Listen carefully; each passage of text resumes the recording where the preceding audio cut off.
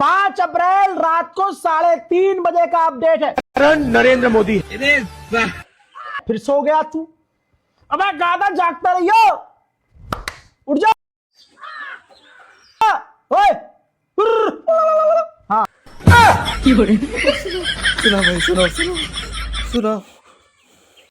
सुन सुन सुन, ध्यान सुन भाई, बहुत बड़ी खबर है जनाब। वॉल स्ट्रीट जर्नल, अमेरिका का सबसे बड़ा अखबार, लिखता है कि डोनाल्ड ट्रंप का जो प्लान है उसमें उनके साथी साथ नहीं दे सकते, जितने अमेरिका, जर्मनी,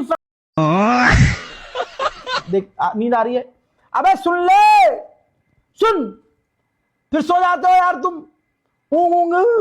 अबे इतनी खतरनाक जंग चल रही है यार, 35 दिन से मैं नहीं सोया, तुम सोए जा रहे हो। सोने नहीं दूंगा। दुश्मन का एक और अखबार, नेशनल